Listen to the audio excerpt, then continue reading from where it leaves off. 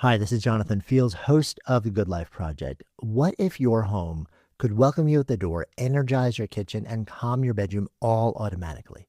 With Pure's family of smart diffusers, you can scent every space perfectly. Choose premium, clean fragrances, adjust the intensity, and set schedules right from your phone. It's whole home scenting designed for the way you live. Build your Pure system today at pure.com/whole home. I'm Jake Stauk, co-founder and CEO of Serval. We built Serval to automate the IT work that slows companies down. Onboarding, password resets, access to applications, my laptop stopped working. While employees wait for help, their real work is put on hold. IT desperately wants to automate this work, and that's why they need Serval. You just tell Serval what you want to automate in plain English, and it's built. No drag and drop workflows, no expensive consultants. Employees get unblocked, and IT teams go from drowning in tickets to building what actually matters. With Serval, IT becomes the AI engine powering the entire company.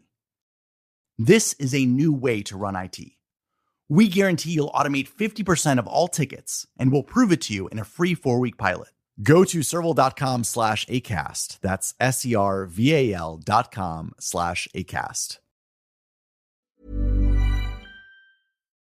On today's Smart 7, Starmer under huge pressure to step down, talks between US and Iran end early, and much more.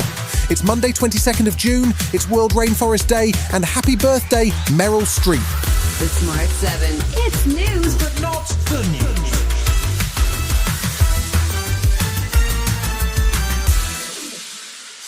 Andy Burnham's impressive victory in the Makerfield by-election on Friday piled huge pressure on the Prime Minister across the weekend. Labour MPs and cabinet members have called for Starmer to step down, and there is speculation that the PM may give a speech setting out a timetable as early as Monday. Business Secretary Peter Kyle was still backing Keir Starmer on Sunday, even as Donald Trump posted that Sir Keir will resign as Prime Minister on social media. Well, he's fighting for our country, and today he's hard at work. He's also making time this weekend to try and reflect on the political challenges that he faces, our country faces, our party faces. It's not clear whether Starmer will fight a leadership contest or whether Wes Streeting will want to face Andy Burnham in a head-to-head contest, but things appear to be moving quickly. Labour peer Lord John Hutton spoke to the BBC on Sunday. The sorry truth is that Keir has lost the support of a lot of members of the Parliamentary Labour Party, and, none of us want to find ourselves in this position, but, here we are.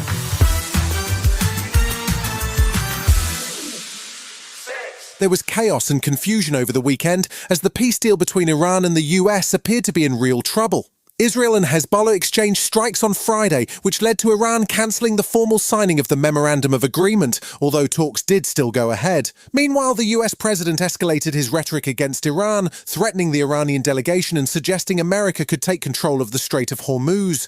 That led to a short and awkward session with US Vice President Vance and the American team in Geneva, and the talks wrapped up early, although Qatari and Pakistani negotiators issued a statement hailing progress and hinting at new mechanisms to ease the conflict. US Senator Lindsey Graham was calling for Iran to hold back Hezbollah in Lebanon. And if Iran continues to attack Israel in Lebanon, the new policy will be we'll hit Iran. So to the Iranians, if you're listening, when you use Hezbollah to attack Israel, I think the new policy will be we will attack Iran. US Democratic Senator John Ossoff gave a frank assessment of the war and Trump's attempts at peace on MSNBC. This is a disaster for American foreign policy and for the Trump presidency. I mean, folks, remember that it was on day one that Donald Trump assured us it was running ahead of schedule. For weeks, victory always either imminent or just around the corner or already secured.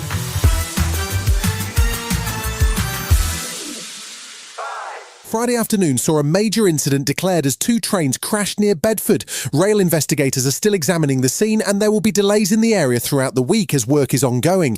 One man, the driver of one of the trains, died at the scene, and he has been named as Sean Burton, with his family and train drivers union ASLIF paying tribute to him across the weekend. At least 11 people were seriously injured, and 9 of those remain in a critical condition in hospital, while almost 100 passengers were treated by emergency services. Transport Secretary Heidi Alexander visited the scene on Friday evening and pledged to get to the bottom of what happened. We will make sure that there's a thorough investigation done to establish how this collision happened and to ensure that lessons are learnt so that we don't have an incident like this ever again.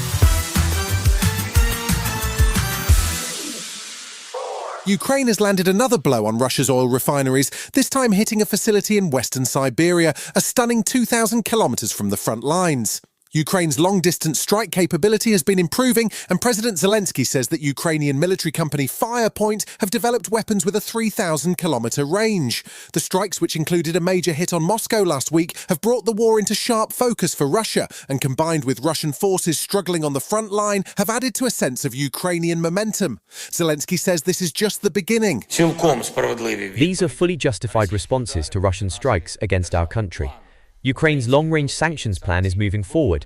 Our mid-range strikes are ongoing. They are having a real impact on Russian military logistics.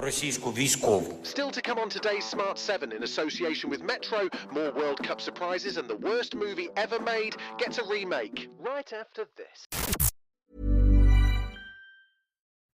I'm Jake Stout, co-founder and CEO of Serval.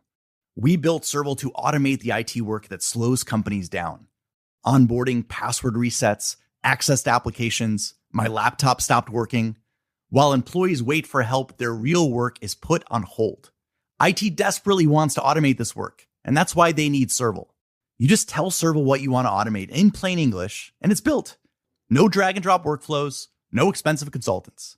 Employees get unblocked, and IT teams go from drowning in tickets to building what actually matters. With Serval, IT becomes the AI engine powering the entire company. This is a new way to run IT. We guarantee you'll automate 50% of all tickets, and we'll prove it to you in a free 4-week pilot. Go to serval.com/acast. That's serval.com/acast. Hi, this is Jonathan Fields, host of The Good Life Project. What if your home could welcome you at the door, energize your kitchen, and calm your bedroom all automatically? With Pure's family of smart diffusers, you can scent every space perfectly. Choose premium, clean fragrances, adjust the intensity, and set schedules right from your phone. It's whole home scenting designed for the way you live. Build your Pure system today at pure.com/wholehome. Welcome back. There was more World Cup drama this weekend as Scotland lost 1-0 to Morocco, which sees Andy Clark's men needing something against Brazil on Thursday morning. Japan got a 4-0 win in their group to send Tunisia home, while Cape Verde managed another dramatic draw by holding Uruguay to a 2-2 result, which gives the tiny nation a chance of progressing to the next round. There was drama too, as Belgium could only draw with Iran, putting one of the tournament favourites in real jeopardy. England faced Ghana on Tuesday evening, and midfielder Declan Rice was keen to clear up questions about his fitness after a substitution against Croatia. I'm ready, I'm fit, raring to go. No, I think it was a smart decision. I was feeling a little bit of neural pain in my hamstring. But it was a smart decision, and in the end, that last 20 minutes is probably where you pick up the most. And it's weird, you play a 70-minute match, but that last 20 is where you really feel your body going through it.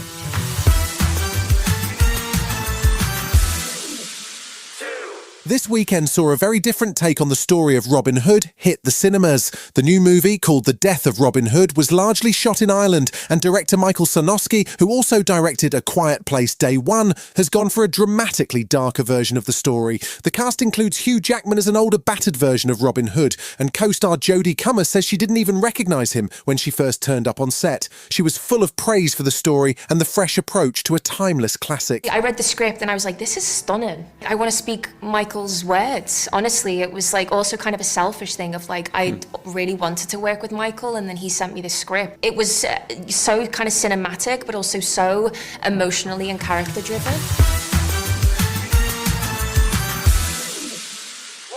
You might think a film known as one of the worst ever made would be an unlikely choice for a celebrity remake, but you'd be wrong. The film in question is 2003's melodramatic classic The Room, which was written, produced, directed by and starred Tommy Wiseau, a slightly mysterious Hollywood character.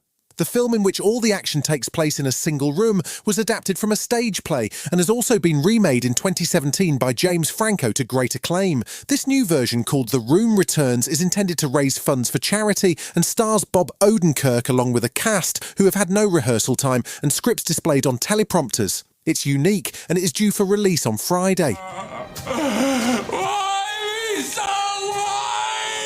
like you very much, lover boy. Dozen red roses, please. You bitch! We got 5 minutes! listening to The Smart 7. We'll be back tomorrow at 7 a.m. Hit that follow button and have a great day. Give us 7 minutes, we'll give you the world. Hey, Pablo Torre here. As a sports journalist, I've covered global sports for many years now. And there is one thing that I can promise you. Nothing compares to the World Cup. And this time it is even better thanks to McDonald's. You have the chance to take home one of 9 legendary cups when you order the FIFA World Cup meal. The cups feature some of the biggest legends in football, like David Beckham, Thierry Henry, and Ronaldinho, Christian Pulisic, Lamine Yamal, and Alphonso Davies. Right now, get one of 9 legendary cups when you order the FIFA World Cup meal only at McDonald's. At participating McDonald's, only for a limited time, while supplies last, all rights reserved, copyright 2026, McDonald's at the FIFA World Cup 2026. Not every sale happens at the register. Before AT&T Business Wireless, checking out customers on our mobile POS systems took too long. Basically a staring contest where everyone loses. It's crazy what people will say during an awkward silence. Now transactions are done before the silence takes hold. That means I can focus on the task at hand and make an extra sale or two. Sometimes I do miss the bonding time. Sometimes. AT&T Business Wireless. Connecting changes everything.